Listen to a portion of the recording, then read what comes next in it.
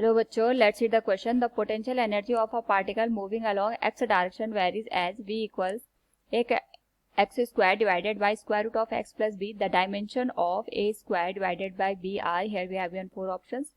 Now to answer this question, first we will discuss here the key concept, and here the key concept is given as dimensional analysis. तो dimensional analysis हमें ये बताता है कि हमारे पास यहाँ पे जो गिवन क्वांटिटीज दे रखी है उनमें से जो डेराइव क्वांटिटी है उनमें कौन कौन सी फंडामेंटल क्वांटिटी इंक्लूड है एंड कितने टाइम्स. क्वेश्चन में यहाँ पे हमें दे रखा है potential energy of a particle moving along x direction varies as v equals a x square divided by square root of x plus b. x यहाँ पे बेसिकली डिस्टेंस को इंडिकेट करता है.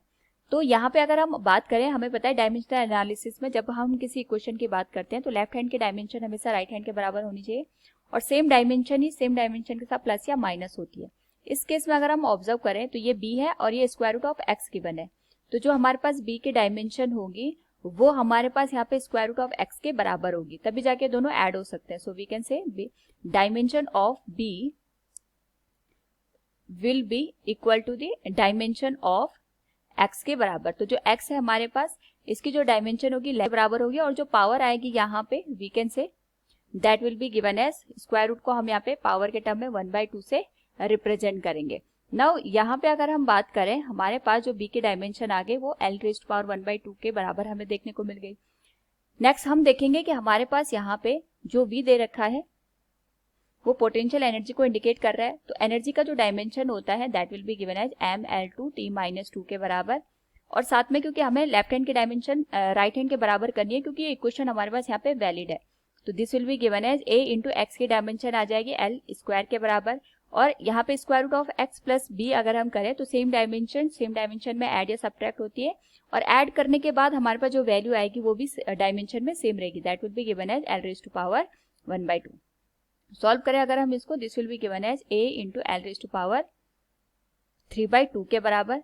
नाउ यहाँ से सॉल्व करने पे हमारे पास जो a की डायमेंशन बनेगी that will be given as m l raise to power 2 t raise to power -2 के बराबर and this will be given as l raise to power 3/2. Now a की जो डायमेंशन आएगी that will be given as m into l raise to power 1/2 t raise to power -2. Now हमें यहाँ पे dimension निकालनी है a square divided by b की. तो इस केस में हम इसको सॉल्व करें, this will be given as m raise to power 2 l raise to power 1/2 raise to power, इसकी पावर यहाँ पे 2 के बराबर आ जाएगी तो ये l को रिप्रेजेंट करेगा and this will be given as t raise to power -2 का square t raise to power -4. b की जो डायमेंशन है हमारे पास ये आ जाएगी l रेज़ टू पावर 1/2.